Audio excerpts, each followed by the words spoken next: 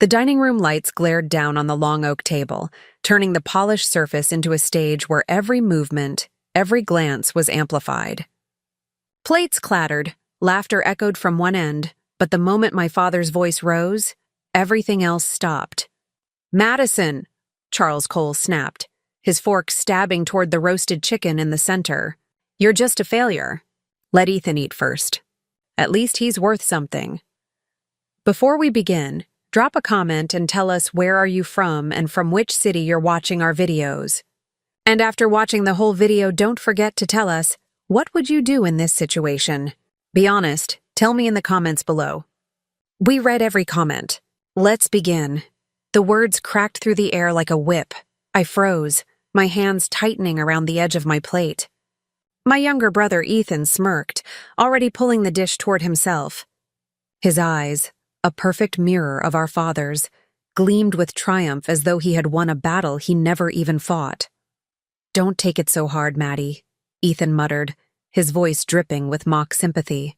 "You can't expect the world to feed you when you've got nothing to offer." Laughter rippled around the table. My cousins leaned in, whispering, while my mother, Diane, simply lowered her gaze to her wine glass. Not a word of protest, not a flicker of defense. My chest tightened. I could feel heat crawling up my neck, flooding my face, but I refused to let them see me break.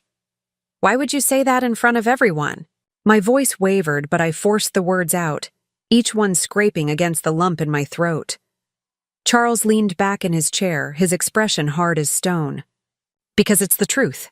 You're 25 years old and still chasing childish dreams. Jobs you quit, ideas you abandon. What has it ever gotten you? Nothing but shame." The sting was sharper because deep down I'd always longed for his approval. Always wanted him to see me as more than a disappointment. But tonight, under the harsh dining room lights, I realized something. I could never win. My hand trembled as I set my fork down. The scrape of metal against porcelain echoed louder than my pounding heartbeat. "I'm not hungry," I whispered, rising from the table. Chairs shifted. A few cousins exchanged wide-eyed looks. Ethan chuckled, stuffing his mouth with mashed potatoes like victory had never tasted sweeter. I turned and walked away. My steps were steady, but the moment I reached the staircase, my vision blurred. My room upstairs became my refuge, the walls swallowing the sound of my ragged breaths. I sat on the floor, hugging my knees, the words replaying like poison: failure, worthless, shame. But beneath the sting of humiliation, another feeling began to burn, slow at first, then hotter with each passing second. Anger. I didn't sleep that night. My mind wouldn't let me. Instead, I sat by the window, watching the hours crawl by, my father's voice still ringing in my ears. Then, just after dawn, I heard it. 3 sharp knocks at the front door. The sound jolted me upright. Who would come at this hour? Curiosity dragged me downstairs. Through the window, I saw a sleek black car parked in the driveway, the kind of vehicle that didn't belong in our quiet suburban neighborhood. A man in a dark suit stood at the door, his posture firm, his presence commanding. When Charles opened the door, his voice faltered for the first time in years. "Dad?" And then I saw him, Walter Cole, my grandfather. The man our family rarely spoke about, except in hushed tones of envy and resentment. A billionaire whose empire stretched across industries. A man whose name carried weight in boardrooms and headlines alike. Yet here he was, stepping out of the car, his silver hair gleaming under the morning sun, his eyes sharp as ever. Every head turned, every conversation died. Even Ethan, still holding a fork from breakfast, froze mid-bite. Walter's gaze swept the room until it landed on me, standing at the base of the stairs in my wrinkled sweatshirt. "Madison," he said, his voice strong, steady. "I've been looking for you." The silence that followed was suffocating. Charles swallowed hard. "Dad, why are you here? You never—" Walter cut him off without even glancing his way. His hand lifted, beckoning me forward. "Come with me," he said. "We have much to talk about." And in that single moment, the ground shifted. The same family who had mocked me hours before now stared, wide-eyed and silent, as if their world had tilted upside down. For the first time, I wasn't the one shrinking under the weight of judgment. They were. The silence at the doorway could have shattered glass. My father stood frozen, his jaw tight, his hand still gripping the doorframe as if it were the only thing keeping him upright. "Dad," Charles stammered, his voice brittle. "You can't just show up here after all these years?" "Why now?" Walter Cole didn't even look at him. His eyes stayed locked on me, sharp but steady. "Because I've heard enough," he said. "And because last night told me everything I needed to know." Confusion rippled through the room. Ethan shifted uncomfortably, his smugness from dinner draining fast. My mother's fingers trembled against the tablecloth, her wine glass forgotten. Walter's words carried a weight no one dared challenge. "I came because I learned what happened at this table last night." His gaze swept the room, landing on each face before pinning Charles with a look so cold it froze the air. "You humiliated your daughter in front of this family. You belittled her for daring to live differently than you wanted. And you, Ethan," he turned, his voice a blade. "You sat there and enjoyed it." Ethan's smirk collapsed. I didn't—" Walter raised a hand, silencing him instantly. My father's face darkened. She's not cut out for success, Dad. Madison doesn't have the drive. She wastes her time, that's enough." Walter's tone was thunder. The entire room flinched. "You mistake your cruelty for guidance. You mistake humiliation for discipline. But what you've done is drive her further away. I built an empire not by crushing people, but by recognizing potential when no one else could see it." My heart pounded. I had never heard anyone shut my father down like that. Walter turned to me, his expression softening. "Madison, you've always had ideas. Maybe they didn't fit into the narrow box this house demanded, but that doesn't make you a failure.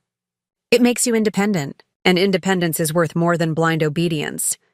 I swallowed hard, my throat thick with emotions I couldn't name. For once, someone believed in me. Someone powerful enough to make the whole room listen. Charles slammed his palm on the table. "Don't feed her lies, Dad. She's not like Ethan. She doesn't have a future." "That's why you what?" Walter's voice cut like lightning. "Why you wrote her off. Why you crushed her every time she tried. Why you made her believe she had nothing." Charles's silence was louder than any admission. Ethan tried to speak again, his voice shaky. "Grandpa, you don't understand. Dad's just trying to keep the family strong. He wants what's best." Walter's eyes narrowed. "What's best?" "By tearing one child apart to build up another." "That's not strength, that's fear. Fear that Madison might surpass you. Fear that you can't control her." The words landed like a hammer. My father's fists clenched, his knuckles white. My mother, Diane, finally whispered, "Walter, please, this is family business." "No," Walter snapped. "This is about respect. And last night proved Madison has none in this house. That ends today." He turned fully to me then, his hand steady on my shoulder. "Pack a bag, Madison." "You're coming with me!" Gasps echoed like gunfire. "What?" Charles roared. "You can't just take her." Walter's stare was unflinching. "Watch me." Ethan shot to his feet, panic etched across his face. "This isn't fair. You never show up for years and now you waltz in and sit down," Walter ordered, his tone slicing the air. Ethan obeyed without another word. The room felt like it was vibrating, the air thick with shock, fear, and disbelief. My father's voice cracked with desperation. "Dad, don't do this. If you leave with her, you destroy this family's image. People will talk. They'll wonder why you chose her over us." Walter finally allowed himself a cold smile. "Good. Let them talk. Maybe then they'll finally see who deserves my legacy." I stood frozen, the reality of what was happening pressing down on me. This was the moment my life split into before and after. "Madison," Walter said firmly, looking me straight in the eye, "you are not a failure. You are the one I've been waiting for. And from this day forward, you will no longer live under their shadow." The words thundered through me, stronger than any insult my father had ever thrown. Charles's face twisted with rage. Diane's lips parted, but no sound came. Ethan sank back into his chair, pale and speechless, and in that silence, thick, heavy, suffocating, it became clear. The power in this family had shifted. For the first time, I wasn't the one on trial. They were. The slam of my suitcase hitting the hardwood echoed like a final verdict. I hadn't even bothered to fold my clothes. I just shoved them inside, my hands trembling with adrenaline. Every sound downstairs felt magnified. My father pacing like a caged animal. My mother's hushed pleas, Ethan's bitter muttering. When I descended the stairs with my bag, Walter was waiting by the door, his back straight, his presence towering. The black car outside purred quietly, ready to spirit me away. Charles's face was crimson, veins straining against his neck. "You can't do this," he growled. "She's my daughter. She belongs here." Walter didn't flinch. "She's my granddaughter. And if you had treated her as a daughter should be treated, I wouldn't be standing here now." I clutched the handle of my bag tighter, my pulse roaring in my ears. For years I'd dreamed of escape, but I never imagined it would come like this. Public, brutal, irreversible. "Madison," my mother finally spoke, her voice shaky. "Think about this. Don't make a decision you'll regret." I looked at her, really looked, and saw the years of silence, the way she'd always chosen comfort over courage. My lips trembled, but the words came out steady. "I already regret staying this long." The silence that followed was sharper than any scream. Ethan shot up from his chair, his voice cracking. "So that's it? You're just gonna run off with him? What do you think he's gonna give you? Money? A free ride? You don't deserve it." Walter's eyes narrowed, and when he spoke, his voice carried an authority that left no room for argument. "You'd be wise to hold your tongue, Ethan. You're about to learn that entitlement and arrogance build nothing. Madison, on the other hand, will learn what real opportunity looks like." Ethan's jaw dropped. His fists clenched at his sides, but he didn't move. My father tried one last desperate tactic, stepping closer, his tone lower, almost pleading. "Dad, please. You don't know what you're doing. She'll ruin everything. She's not cut out for—" Walter cut him off. "Enough. You ruined her spirit long before she ever had a chance to prove herself. And as for what I'm doing, believe me, Charles, I know exactly what I'm doing." The certainty in his tone sent chills down my spine. Walter opened the door and gestured for me. "Come, Madison." The morning light poured in, illuminating the stunned faces behind me. I hesitated for half a heartbeat, the weight of years pressing on my shoulders. Then I stepped forward, my bag rolling over the threshold. The air outside was crisp, a rush of freedom I had never tasted before. As the driver opened the car door, I slid inside. Walter joined me, his presence filling the space. The door shut, muting the chaos inside the house. My father's voice barked something unintelligible, but it was too late. The car was already gliding down the street, for the first time in years. I exhaled without fear, but the questions swarmed instantly. "Why now?" I asked, my voice small but sharp. "Why me? You've stayed away all these years. Why show up today?" Walter's gaze remained forward, his profile hard against the window's reflection. "Because I've been watching, and last night confirmed what I already knew. You are the only one with the strength to carry this family forward." I blinked. "What are you talking about?"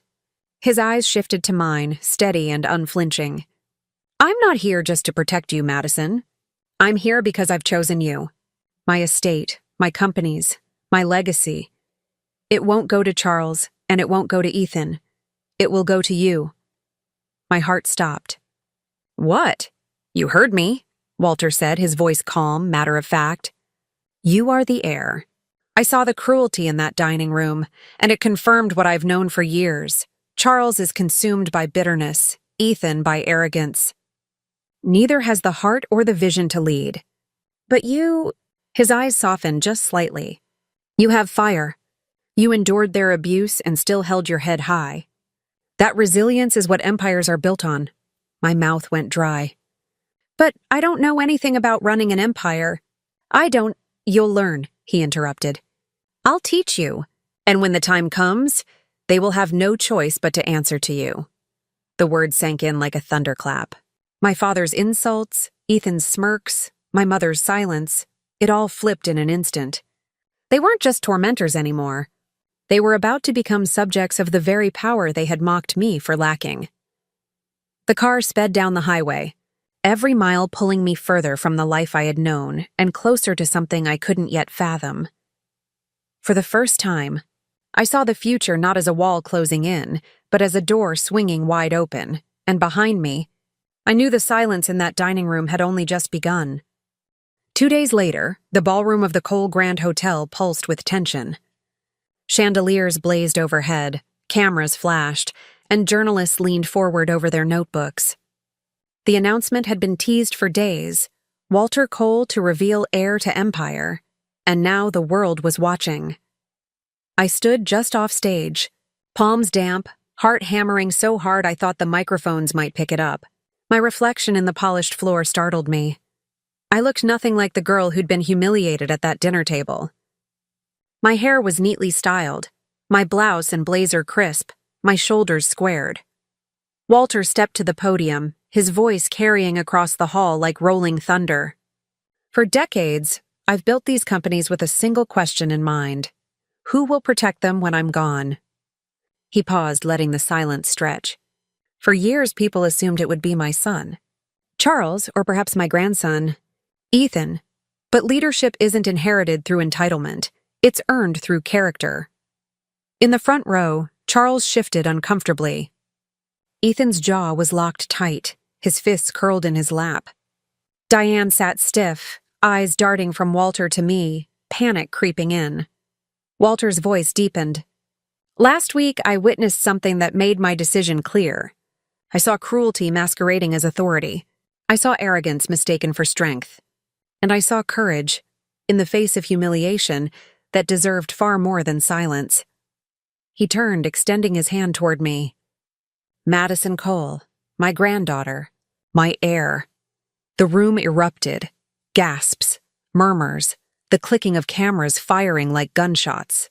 Reporters scrambled to capture my face as I stepped forward, my legs trembling but firm. Charles's voice rang out, desperate and sharp. Dad, you can't be serious. She's unprepared, unqualified. Walter didn't even look at him. No, Charles. She is everything you never were. And the fact that you can't see it is exactly why you will never sit in my chair. Ethan shot up, his voice cracking with fury. This is insane. She doesn't deserve a dime. She's done nothing while I've worked to carry this family's name. Walter's gaze cut through him like glass. You confuse effort with entitlement. You think carrying the family's name gives you a crown. But Madison carries something stronger. Resilience. The kind forged by every insult, every slight you laughed at while she endured. That is leadership. That is strength. The crowd murmured, nodding, the tide shifting in real time. I stepped to the microphone, my throat dry, but I forced myself to speak. For years, I was told I was a failure, that I'd never measure up. Last week, I believed it might be true. My voice trembled, then steadied. But standing here today, I realize failure isn't falling down. It's giving up. And I'm done giving up. The applause that followed was deafening, cameras flashing like lightning. Charles lunged forward, his face red, his voice breaking with rage. You're destroying this family, Dad. All for her? Walter turned slowly, his expression colder than I'd ever seen. No, Charles. You destroyed this family the day you chose cruelty over compassion. Madison is not the problem. She is the solution. Ethan tried again, but the words died on his tongue. The room no longer belonged to him, or my father. It belonged to me. I met their eyes one by one. My father's fury, Ethan's disbelief, my mother's regret. For years, I had shrunk beneath their shadows. Now they shrank beneath mine. I lifted my chin. I'm not running anymore. From this day forward, you'll have to live with the truth that the girl you called worthless now holds the power you wanted most. The room froze. For a heartbeat, all I could hear was the pounding of my own heart. Then, the applause roared again, filling every corner of the hall. Charles sat back, defeated. Ethan's face crumbled, pale and furious. My mother lowered her head, unable to meet my gaze. and for the first time in my life, I didn't feel small. I didn't feel invisible. I felt unstoppable. Walter placed a steady hand on my shoulder. "Welcome to your future, Madison. It's yours now." I looked out at the sea of faces, at the flashes, at the family who had broken me, and realized they could no longer touch me. Their silence, once my prison, had become my freedom.